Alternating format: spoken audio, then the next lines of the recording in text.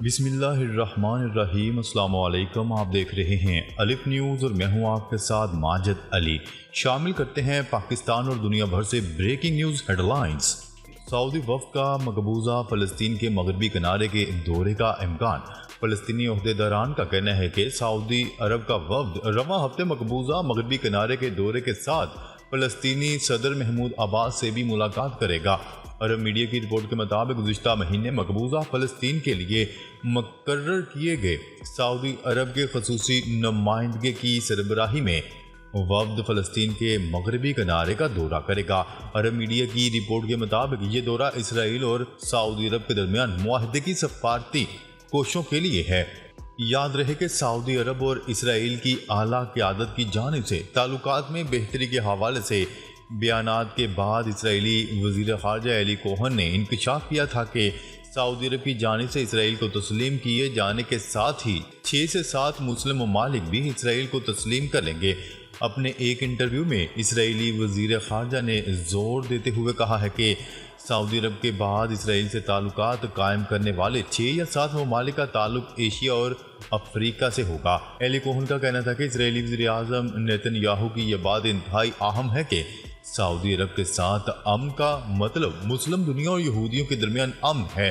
اس سے قبل بحرین میں ایک کانفرنس سے خطاب کرتے ہوئے سعودی وزیر خارجہ فیصل بن فرحان کا کہنا تھا کہ ہم اسرائیل کے ساتھ معمول کے مکمل تعلقات استوار کرنے کے لیے ہمیشہ سے تیار رہے ہیں۔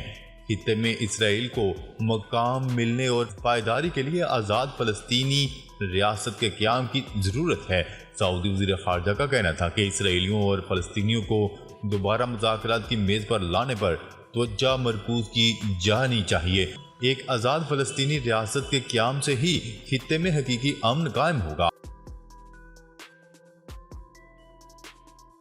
خبر کے اگلے حصے میں بات کرتے ہیں اسرائیل کے عرب ممالک سے تعلقات کا معاہدہ ناکام ہو جائے گا۔ ایرانی صدر ایران کے صدر ابراہیم رئیسی کا کہنا ہے کہ اسرائیل کے عرب ممالک سے تعلقات کا معاہدہ ناکام ہو جائے گا۔ ایرانی صدر ابراہیم رئیسی نے یہ بات امریکی چینل کو انٹرویو کے دوران کہی۔ ایرانی صدر کا مزید کہنا تھا کہ امریکی سرپرستی میں خلیجی ریاستوں بشمول سعودی عرب سے اسرائیل کے تعلقات قائم کرنے کی کوششیں ناکام ہوں گی۔ دیری انسا ایرانی صدر کا مزید کہنا تھا کہ ہم نے یہ نہیں کہا کہ اقوام متحدہ کے نیوکلیر انسپیکٹرز کی ایران میں تعیناتی نہیں ہونی چاہیے۔ واضح رہے کہ امریکہ کی جانب سے سفارتی تعلقات کے ذریعے 2020 میں متحدہ عرب امارات، بحرین، سوڈان اور مراکش کے اسرائیل کے ساتھ سفارتی تعلقات قائم ہوئے تھے۔ خبر کے اگلے حصے میں بات کرتے ہیں نائجر میں فوجی بغاوت۔ فرانس نے اپنا سفیر اور فوج واپس بلانے کا فیصلہ کر لیا۔ فرانس نے نائجر میں فوجی بغاوت کے بعد اپنے سفیر اور فوجی دستوں کو ملک میں واپس بلانے کا فیصلہ کر لیا۔ غیر ملکی میڈیا کی رپورٹ کے مطابق ایک ٹی وی انٹرویو میں فرانسیسی صدر میکرون نے کہا کہ فرانس نے نائجر میں صدر محمود بازوم کی حکومت کے خلاف جولائی میں ہونے والی فوجی بغاوت کے بعد وہاں سے اپنے سفارتکاروں کو واپس بلانے اور فوجی دستوں کی دستبرداری کا فیصلہ کیا ہے۔ میکرون نے کہا ہے کہ نائجر میں موجود ہمارا سفیر اور متعدد سفارتی عملہ بہت جلد ہی نائجر چھوڑ دے گا۔ فرانسیسی صدر کا مزید کہنا تھا کہ نائجر کے ساتھ فوجی تعاون بھی اب ختم ہو چکا ہے۔ نائجر میں ہمارے 1500 فوجی دستے ہیں جو چند ماہ یا ہفتوں میں واپس آ جائیں گے اور سال کے آخر تک یہ عمل مکمل کر لیا جائے گا۔ میڈیا رپورٹس کے مطابق فرانس کو نائجر میں فوجی بغاوت کے بعد دباؤ کا سامنا ہے۔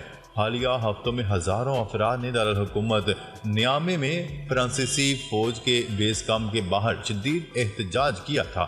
اس کے علاوہ نائجر کے فوجی سربراہ نے نائجر حکومت کو تسلیم نہ کرنے پر میکرون سے ملک سے افواج نکالنے کا مطالبہ کیا تھا۔ خبر کے اگلے حصے میں بات کرتے ہیں اسلام آباد ہائی کورٹ نے chairman P T I Imran Khan کو اڈیالہ جیل منتقل کرنے کا حکم دے دیا۔ عمران خان کی اٹک جیل سے اڈیالہ جیل منتقلی کی درخواست کی سماعت اسلام آباد ہائی کورٹ کے چیف جسٹس عامر فاروق نے کی۔ دوران سماعت چیف جسٹس نے ریمارکس دیے کہ چیئرمین پی ٹی آئی کی سزا کا اسٹیٹس تبدیل ہو چکا۔ اسلام آباد کے تمام انڈر ٹرائل قیدی اڈیالہ جیل میں ہیں۔ چیف جسٹس نے استفسار کیا کہ چیئرمین پی ٹی آئی ابھی تک اٹک جیل میں رکھے گئے ہیں۔ اڈیالہ جیل کیوں نہیں؟ اوریجنل آرڈر توشہ خانہ میں اڈیالہ جیل میں رکھنے کا تھا۔ کل اگر آپ رحیم یار خان کی جیل میں بھیج دیں تو وہاں جیل ٹرائل کریں گے۔ ایڈیشنل اٹارنی جنرل نے عدالت کو بتایا کہ جب سائفر کیس میں چیئرمین پی ٹی آئی کی گرفتاری ہوئی تھی تو عدالتی آرڈر اٹک جیل کا ہے، جس پر چیف جسٹس کا کہنا تھا کہ اس وقت کیونکہ وہ اٹک جیل میں تھے اس لیے جج نے آرڈر کیا۔ چیف جسٹس نے ریمارکس دیتے ہوئے کہا کہ قانون کے مطابق اسلام آباد کے انڈر ٹرائل قیدی کو اڈیالہ جیل ہونا چاہیے۔ چیئرمین پی ٹی آئی کو اڈیالہ جیل شفٹ کریں۔ خبر کے اگلے حصے میں بات کرتے ہیں ایران اور مالدیپ کے درمیان 7 سال بعد سفارتی تعلقات بحال۔ ایران اور مالدیپ نے گزشتہ روز 7 سال کے وقفے کے بعد سفارتی تعلقات بحال کرنے کا اعلان کیا ہے۔ چینی خبرساں ادارے کی رپورٹ کے مطابق نیو یارک میں اقوام متحدہ کی جنرل اسمبلی کے 78ویں اجلاس کے موقع پر ایرانی وزیر خارجہ حسین امیر اور مالدیپ کے وزیر مملکت برائے خارجہ امور احمد خلیل کے درمیان ملاقات کے بعد ایران اور مالدیپ نے سفارتی تعلقات بحال کرنے کا اعلان کیا ہے۔ ایرانی وزارت خارجہ نے اپنے ایک بیان میں کہا ہے کہ یہ فیصلہ دونوں ممالک کے مفاد اور خواہشات کے مطابق کیا گیا ہے۔ واضح رہے کہ ایران اور مالدیپ کے درمیان سفارتی تعلقات کی بحالی دوسرے ممالک کے ساتھ ایران کے تعلقات میں معمول پر آنے کی لہر کا حصہ ہے جو مارچ میں شروع ہوئی تھی، جب تہران اور ریاض کے بیجنگ کی ثالثی میں سفارتی تعلقات کو دوبارہ شروع کرنے اور اپنے سفارت خانے اور مشنز کو دوبارہ کھولنے کے لیے ایک اہم معاہدہ کیا گیا تھا۔ خبر کے اگلے حصے میں بات کرتے ہیں پاکستانی صحافی اور یوٹیوبر عمران ریاض 4 ماہ بعد بازیاب ہو کر گھر پہنچ گئے۔ سماجی رابطے کی ویب سائٹ ٹویٹر پر سیالکوٹ پولیس کے اکاؤنٹ سے عمران ریاض کی بازیابی کی خبر کی تصدیق کی گئی۔ پولیس کے مطابق صحافی عمران ریاض اس وقت اپنی فیملی کے ساتھ ہیں۔ اس حوالے سے ڈی پی او سیالکوٹ حسن اقبال نے بتایا کہ عمران ریاض خان بازیاب ہو کر بحفاظت اپنے گھر پہنچ چکے ہیں۔ کیا ہے کہ رواں سال فروری میں وفاقی تحقیقاتی ادارے کی ٹیم نے عمران ریاض خان کو لاہور سے دبئی جاتے ہوئے گرفتار کیا تھا۔ پاکستانی صحافی کو متنازع بیان دینے پر گرفتار کیا گیا تھا۔ خبر کے اگلے حصے میں بات کرتے ہیں عالمی منڈی میں خام تیل کی قیمتوں میں ایک بار پھر اضافے کا تسلسل برقرار، جس کے باعث قیمتیں رواں سال کی بلند ترین سطح پر پہنچ گئی ہیں۔ عالمی خبرساں ایجنسی کی رپورٹ کے مطابق بیرنٹ آئل 32 سینٹ اضافے کے ساتھ $93.59 فی بیرل، جبکہ U S West Texas Intermediate crude 24 cent اضافے کے ساتھ $90.27 فی بیرل پر پہنچ گیا۔ دنیا کی 3/4 تیل کی قیمت کے لیے استعمال ہونے والے بیرنٹ فیوچر کی قیمت میں جون میں سعودی عرب کی جانب سے تیل کی پیداوار میں کمی کے اعلان کے بعد سے تقریباً 26% کا اضافہ ہوا ہے۔ خبر کے اگلے اور آخری حصے میں بات کرتے ہیں صدر شی جن پنگ کی چین، جاپان اور جنوبی کوریا سربراہ اجلاس کی بحالی کے لیے حمایت۔ چین کے صدر شی جن پنگ نے جنوبی کوریا کے وزیر اعظم کو بتایا کہ وہ کسی مناسب وقت پر چین، جاپان اور جنوبی کوریا کے سالانہ سربراہی اجلاس کا انعقاد دوبارہ شروع کرنے کا ارادہ رکھتے ہیں۔ خبرساں ایجنسی کے مطابق جنوبی کوریا حکومت کے ایک اعلیٰ سطح عہدیدار کا کہنا ہے کہ صدر شی جن پنگ کا کہنا ہے کہ ان کا ملک سے افریقی اجلاس ملاقاتوں کو دوبارہ شروع کرنے کی جنوبی کوریا کی کوششوں کو سراہتا ہے۔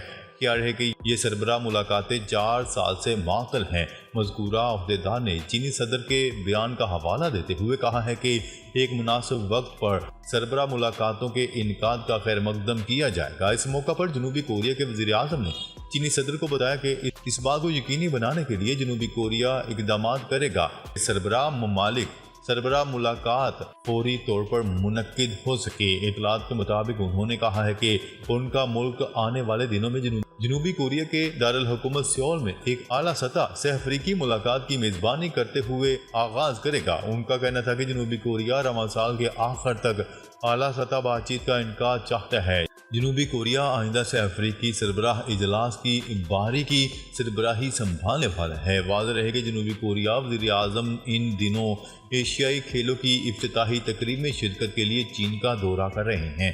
ناظرین اب تک کے لیے اتنا ہی، مزید خبریں لے کر بہت جلد آپ کی خدمت میں حاضر ہوں گے، تب تک کے لیے اپنا خیال رکھیے گا۔ اللہ نگہبان۔